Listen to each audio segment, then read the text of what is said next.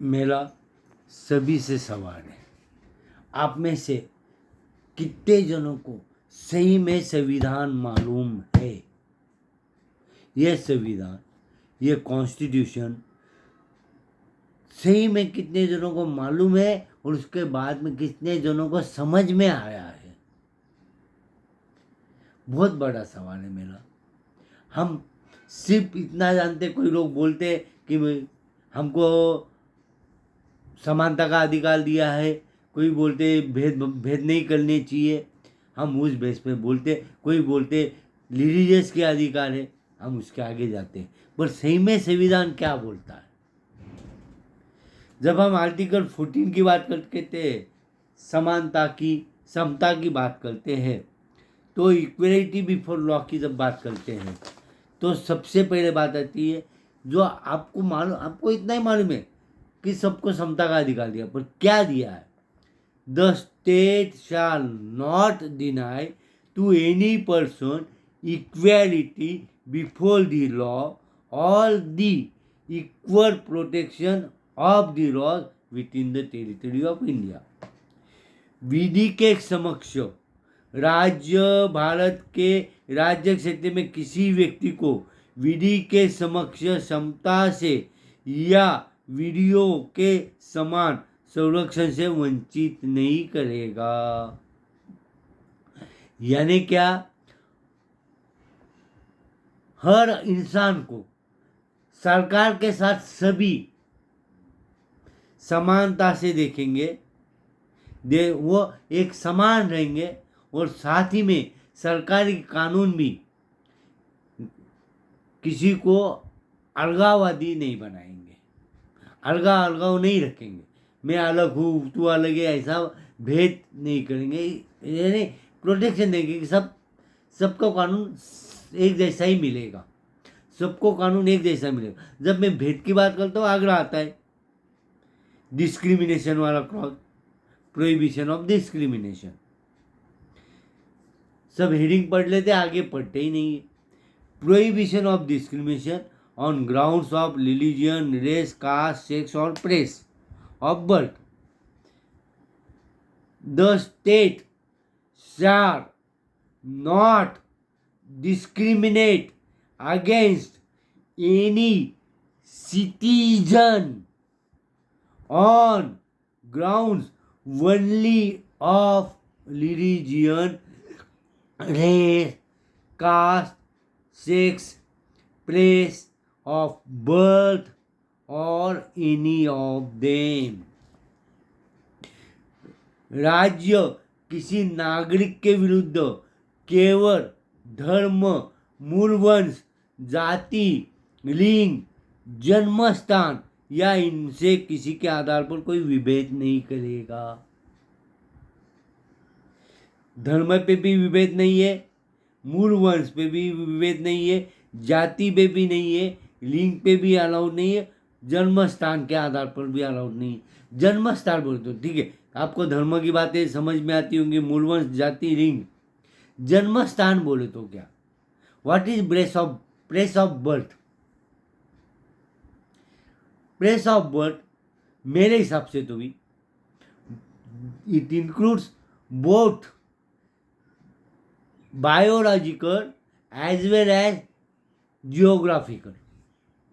जी हाँ, जैविक और भौतिक दोनों जन्म स्थान इसमें इंक्लूडेड है, ऐसा मेरा कहना है।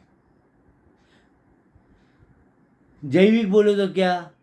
कोख, जिस पेट से या कोख से बच्चा पैदा होता है वो, फिर टेस्ट ट्यूब, लैबोरेटरी जैसे अलग अलग चीज़ें। आजकल उसमें और बहुत बढ़ाव आ रहे हैं, पर यह जैविक है, बायोलॉजिकल है, ये जन्म स्थान, और इसको कहीं भी इस कॉन्स्टिट्यूशन में एक्सक्लूड किया गया नहीं है, वंचित किया गया नहीं है, बाहर रखा गया नहीं है। इसलिए मेरे हिसाब से बायोलॉजिकल जन्मस्थान, जैविक जन्मस्थान का भी विभेद परमिशन नहीं है। प्रोहिबिटेड डिस्क्रिमिनेशन में place of biological birth is also there. Place of birth includes biological birth, geographical birth. तो यदि हम ये पढ़े तो इसके हिसाब से भी कोई भी कानून सरकार डिस्क्रिमिनेट नहीं कर सकता। किस पे वापस इंग्लिश में पढ़ रहा हूँ। The state shall not discriminate against any citizen, that is me, कोई भी नागरिक, सिटीजन बोल तो नागरिक, कोई संगठन या कोई विभाग नहीं, कोई सेक्शन नहीं, any citizen on grounds only of religion. पहले तो जात से भी ये नहीं, जात धर्म वगैरह से, रेस मुर्वत से नहीं, कास्ट जाति से नहीं, सेक्स लिंग से नहीं, प्लेस ऑफ बर्थ बायोलॉजिकल और जियोग्राफिकल दोनों भी प्लेस ऑफ बर्थ आएंगे उसमें, और एनी ऑफ देम यानी इसमें से कोई भी हो। तो इसकी वजह से मेरे हिसाब से ये विभेद कहीं भी मंजूर नहीं। एक तरफ समता देने को बात हुई है, सबको समानता से देखने की बात हुई है, कानून भी किसी को अलग अलग नहीं करेंगे हिसाब से बनाने की बात हुई है। तो दूसरी तरफ कोई विभेद नहीं करना जिसमें ये महत्वपूर्ण चीज़ें हैं। यदि ये बातें देखें और साथ में हम आगे जाके ठीक है, मैं और बाकी मेरा जो कुछ है आर्टिकल 44 के हिसाब से समान नागरिक संहिता के बारे में बात कर रहा हूँ, इससे मैं बाकी बातें नहीं कर रहा हूँ अभी। पर उसी वक्त equality of opportunity in matters of public employment, यानी कोई भी सेवा योजना हो सार्वजनिक, उसमें भी कोई भी डिस्क्रिमिनेशन के बिना समानता के साथ देना चाहिए, क्योंकि 14-15 आता ही है हर जगह आगे। और उसके बाद में आता है अस्पृश्यता नष्ट करने की बात। जो अस्पृश्यता नष्ट करने की बात होती है, अबॉलिशन ऑफ अनटचेबिलिटी, वो आर्टिकल 17 के हिसाब से दी हुई है। आज सही में कितने 70 साल बाद भी हमारी सोच किधर है, ये मेरी पहली है। ये हमारी बढ़ते जा रही इसकी कम करने की जगह। अरे इंसान को इंसान हम समझ नहीं रहे। ये आर्टिकल 17 भी ठीक से पढ़ी है। इसमें मैं जो आगे जा रहा हूँ, आगे बोलूँगा तो आपको साथ में एक किताब नष्ट करना, यानी अबॉलिशन ऑफ टाइटल्स। जैसे कोई राजा हो, कोई सरदार हो, जैसे जो भी किताब हो जो पुराने ज़माने में मिली है, वो सब किताब यानी टाइटल्स नष्ट करने की बात की है। ये बहुत ज़रूरी है समझ के लेना कि कोई भी टाइटल, फिर कोई जो सरपंच है वह सरपंच होने के बाद वो टाइटल का यूज़ नहीं कर सकता। आज की बात कर रहा हूँ मैं। यदि वो राजा था तो आज वो राजा करके वो टाइटल उसको नहीं है। सरदार था, नहीं है। सिर्फ कुछ टाइटल की परमिशन दी हुई इसमें वो। और सबसे मेन बात, भाषण स्वतंत्र वगैरह के लिए संरक्षण दिया हुआ है। Protection of certain rights regarding freedom of speech etcetera, इसमें भी यूज वर्ड यही है। और citizens are have right to freedom of speech and expression to assembly वगैरह वगैरह। अभी ऐसे इसमें हम जाते हैं 19 के बाद में 20 पे। Protection of life and personal liberty, no person shall be deprived of his right और person liberty except according to procedure of law. यानी क्या कि आपको आपकी राइट जीने की पूर्ण स्वातंत्र्य दिया हुआ है। जी हाँ, इसको कुछ बंधन दिए हैं कानून के हिसाब से यदि है तो, पर अन्यथा आपको इसके हिसाब से प्रोटेक्शन दिया हुआ है। क्या है? प्राण और दैहिक स्वतंत्रता का संरक्षण। किसी भी व्यक्ति को उसके प्राण या दैहिक स्वतंत्रता से विधि द्वारा स्थापित प्रक्रिया के अनुसार ही वंचित किया जाएगा, अन्यथा नहीं। इतना सीधा साधा इसका मतलब है। जी हाँ, no person shall be deprived of his right और पर्सनल लिबर्टी, यानी मेरी खुद की, कहीं भी आप मेरे को बांध के नहीं रख सकते। ये एक तरह से इसको यदि पढ़ा जाए, और उसके बाद मैं सीधा बाकी चीज़ों से आने की जगह सीधा आर्टिकल 25 पे आ रहा हूँ। आर्टिकल 25 जो हमें freedom of conscious on free profession, practice and propagation of religion देता है, जिसके बलबूते पे सभी लोग ये कहते हैं, ये समझ तैयार हुई है, और लोग ज़्यादा पढ़ते नहीं है, समझने की कोशिश नहीं करते। मेरा तो भी ऐसा कहना, क्योंकि हो सकता है मेरी थिंकिंग अलग हो, मेरा इंटरप्रिटेशन या अर्थ बहुत अलग हो, आपका अलग हो, पर कम से कम पढ़ो तो सही यार। फिर बोलो ना, सिर्फ दूसरे बोलते करके मत समझो, मत बोलो। आर्टिकल 25 के हिसाब से या 26 के हिसाब से जो रिलीजियन का फ्रीडम या बाकी चीज़ें दी हुई है, वो कैसे दी हुई है ये पहले समझ के लो।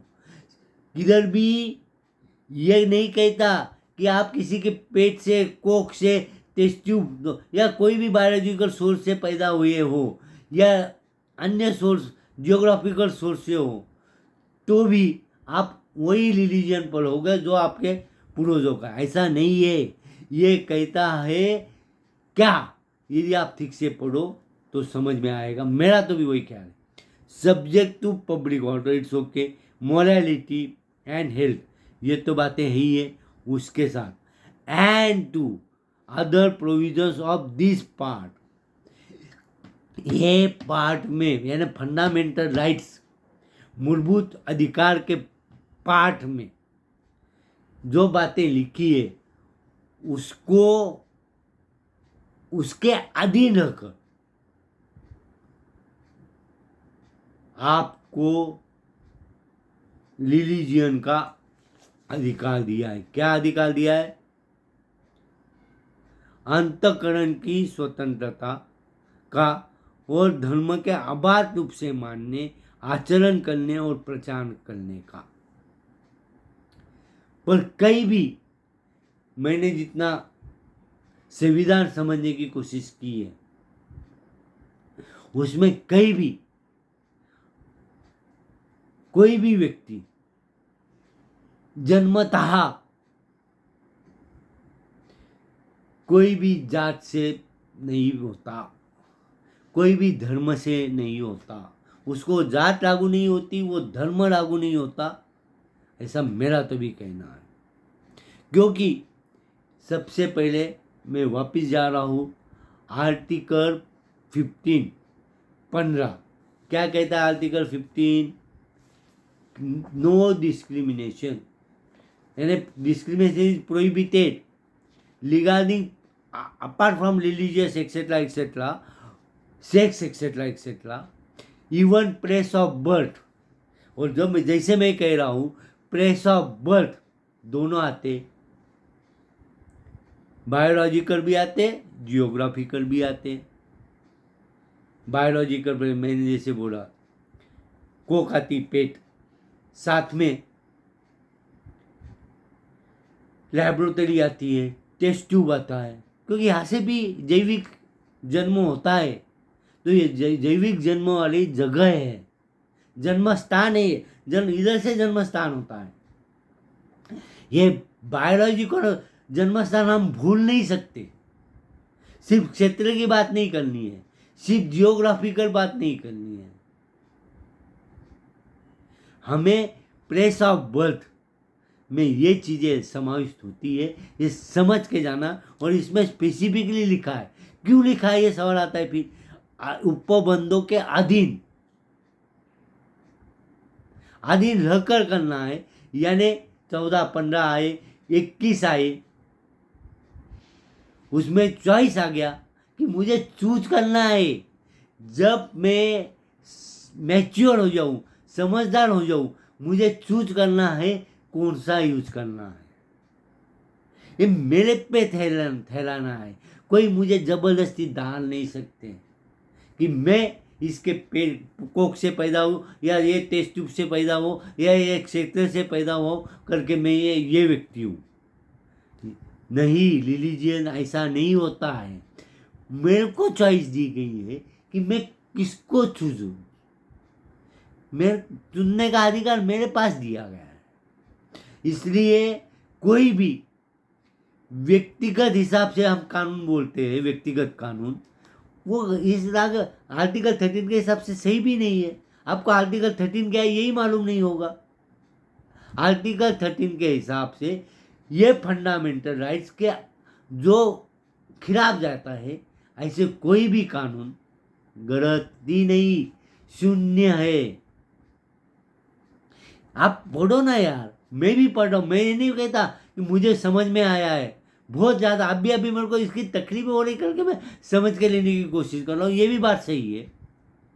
पर जब तक हम ये पढ़ते नहीं, उसका अंधा पालन करना और उसके यस हम ऐसे हैं, हम वैसे हैं, वो वैसे है, ये वैसे है बोलना कहाँ के गया है। अरे आपको सभी को इसने फ्रीडम दिया है हर धर्म के मंदिर में जाने का। हर धर्म में इसलिए बोल रहा हूँ कि वो एक संस्कार है। हर धर्म के चर्च में जाने का, हर धर्म के मस्जिद में जाने का कोई प्रतिबंध नहीं है। ये संगत, ये कॉन्स्टिट्यूशन है, संविधान के हिसाब से आर्टिकल 35 के मुताबिक, एक मिनट, आर्टिकल 35, हाँ आर्टिकल 35 के मुताबिक यदि ऐसा होता है तो सरकार को उसको पनिशमेंट करवाने का अधिकार भी दिया गया है। उस हिसाब से कुछ कानून भी बने हैं। साथ में जल्दी से जल्दी इसको इफेक्ट देने का अधिकार भी सरकार को दिया गया है, बोला गया है आर्टिकल 35 के हिसाब। ये पार्ट में का आर्टिकल 35 कितने जनों ने पढ़ा आप में से? सिर्फ संविधान आम्बेडकर जी ने बनाया या उनके ग्रुप ने बनाया है। वो महापंडित है, पर उन्होंने क्या दिया है, सिर्फ वो क्या उन्होंने बनाया ने क्या दिया है ये भी देखो यार। ठीक है, मानवता के हिसाब से, इंसानियत के हिसाब से ना देखो, पर आप उनको फॉलो करते या उनको उन्होंने किया करके बोलते, तो क्या किया वो तो देखो ना यार। यदि आप समझोगे तो आप सब खुद को सिर्फ इंसान बोलोगे, किसी धर्म जाति से, क्योंकि मैं 10 बार उसको बदल सकता हूँ। चॉइस का, चुनने का अधिकार दिया गया है इसमें यार। कहीं भी पढ़ो यार, मैं गलत नहीं बोल रहा हूँ। यदि गलत बोल रहा हूँ तो आप मुझे इसके ये इसके जो अर्थ होते हैं, इंटरप्रिटेशन है, ये सही में मुझे बताइए कि ये मैं जो अर्थबोध निकाल रहा हूँ वो गलत है। अरे जन्म स्थान क्यों डाला है उन्होंने, उसमें क्यों लिखा? जब रिलीजियस लिखा था, बाकी लिखा था, सेक्स लिखा था, डिस्क्रिमिनेशन के लिए नहीं करना, प्रोहिबिटेड डिस्क्रिमिनेशन, वो सब चीज़ें थी। फिर प्लेस ऑफ बर्थ क्यों डाला? और प्लेस ऑफ बर्थ में सिर्फ जियोग्राफिकल प्लेस ऑफ बर्थ है ऐसा क्यों नहीं लिखा? बायोलॉजिकल प्लेस ऑफ बर्थ है ऐसा क्यों नहीं लिखा? इसका मतलब कोई भी विभेद जो जैविक हो, बायोलॉजिकल हो या